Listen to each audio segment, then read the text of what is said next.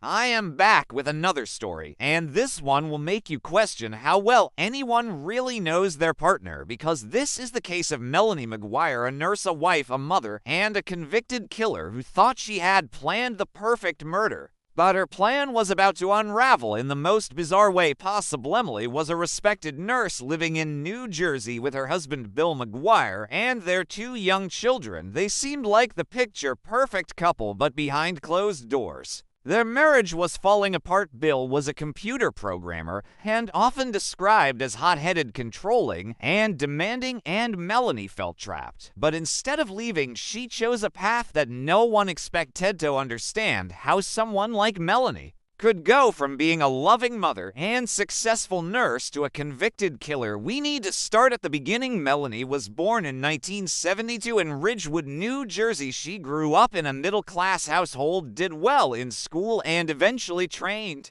to become a nurse. By all accounts, she was intelligent, articulate, and very organized, the kind of person you would trust with your life in a hospital room. She met Bill McGuire in the late 1990s. He was a Navy veteran turned computer programmer, and he was drawn to Melanie's confidence and charm. They fell in love, quickly got married, and started a family together. They had two young sons, and on the surface, they seemed like a normal suburban couple living the American dream. But behind closed doors, things were not so picture-perfect. Bill was known to be a bit controlling, at times short-tempered and possessive, while Melanie had grown increasingly distant. She had started having an affair with a colleague, a doctor at the fertility clinic where she worked, and it was clear she wanted out of her marriage, not in the way anyone expected. In April of 2004, Melanie and Bill had just closed on a brand new house in Warren County, New Jersey. They were supposed to be starting a new chapter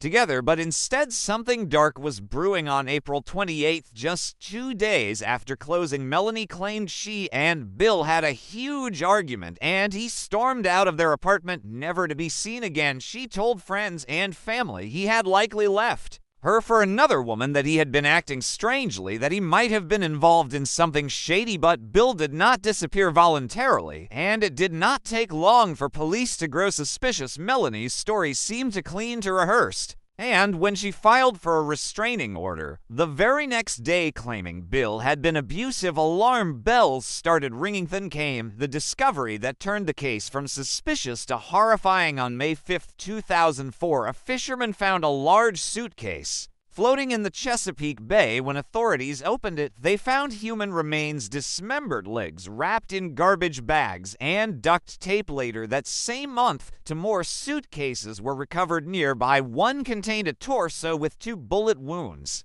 and the other held arms and other parts of the body. Remains were eventually identified as Bill McGuire thanks to dental records and a distinctive tattoo on his torso. And suddenly Melanie's story didn't hold up at all, because while she was claiming Bill had run off, his body was slowly surfacing one piece at a time. Investigators began looking at Melanie more closely, and what they found was a trail of clues that pointed directly to her. For starters, they discovered she had purchased a .38 caliber handgun just days before Bill disappeared, and although the gun was never recovered, the bullets found in Bill's torso matched the caliber of the weapon she had purchased. Edge was also seen on surveillance video buying cleaning supplies, garbage bags, and cat litter at a Walmart. The same type of cat litter used to weigh down the suitcases. She tried to explain this away as routine shopping, but the timing and contents of her cart told a different story. Even more damning were the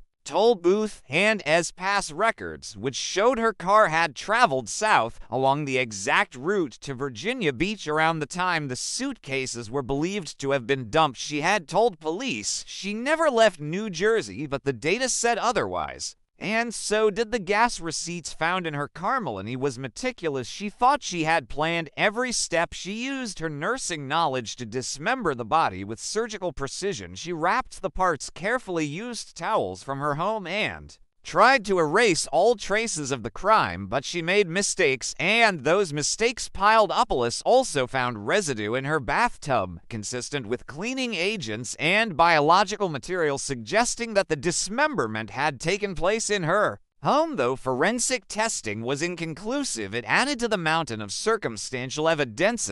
There was the motive. Melanie wanted a fresh start with her new lover. She wanted out of her marriage, but she didn't want a messy divorce custody battle or financial obligations. She wanted freedom, and she wanted control, and in her mind, murder was the cleanest option. You may wonder what kind of person can do something like this. Someone who can live two lives, smile during the day, and plan a murder at night. But to understand that, you have to step into Melanie McGuire's mind. You have to look at what she was juggling at the time. She was a full-time nurse working long hours at a fertility clinic where emotions ran high, where couples were desperate to conceive, and yet she carried herself with calm confidence. But underneath that calm, she was exhausted, burned out, resentful, and anguish. Had two small children at home. Her marriage was crumbling, and she was deeply involved in an affair. Someone who offered her escape, adventure, romance. She wanted that future. She didn't want the reality of her home life anymore, and she began to see Bill not as her husband, but as an obstacle, and eventually as a threat to the life she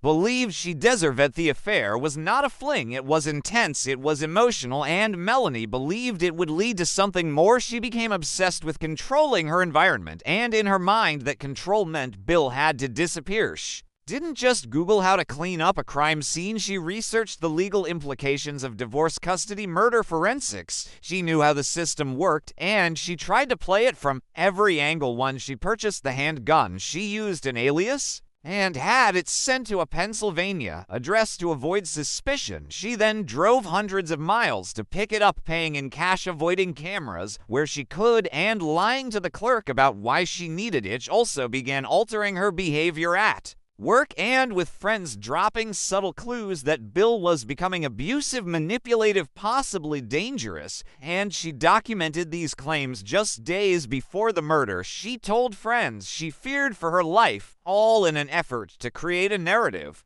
that would justify his disappearance. Prostuke believed Melanie cooked Bill a special dinner, possibly laced with sedatives from her workplace. She waited until he was unconscious and then shot him once in the chest and once in the head using a pillow as a silencer. Then she wrapped the body, dragged it to the bathroom, and over the next few hours dismembered it piece by piece using surgical tools and precision skills she had learned over years as a nurse. She cleaned the scene using industrial cleaners and bleach, then packed the remains into 3 matching suitcases, choosing sizes that would fit specific body parts and double wrapping everything to avoid leaks and smell. She loaded the suitcases into her car late at night with the children asleep, drove south, stopping at a rest stop to check her map, and dumped the suitcases into the bay at intervals so they wouldn't be discovered together. But the currents betrayed her. The trial itself became a media circus. Journalists flooded the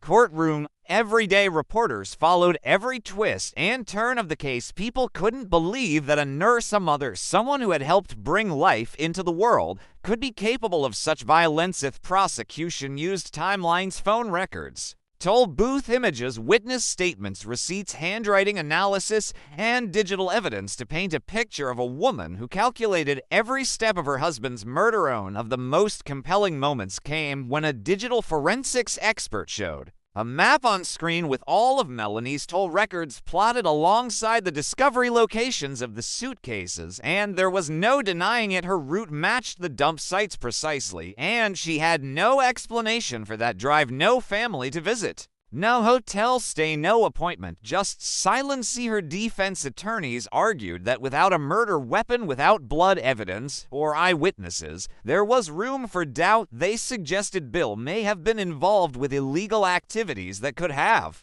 led someone else to kill him and use the suitcases to frame her, but the theory had no backing. Juries saw through it and delivered a swift verdict, guilty on all counts, and Melanie was led away in handcuffs. A woman who once brought new life into the world, now sentenced to live out her days behind bars. Prison. Melanie has maintained her innocence. She teaches GED classes, writes letters to friends, and has become something of a celebrity among inmates. Some believe her, some don't, but even Behind bars, she has continued to work on her appeal. She has submitted numerous motions claiming ineffective counsel, faulty jury instructions, and mishandled evidence. But each time the court has rejected her appeal, the evidence is overwhelming. Even if there's no confession, her sons, who were very young at the time, have been raised by relatives, and Melanie has only limited contact with them, if any. She has said in interviews that her biggest regret is losing them, but she still insists she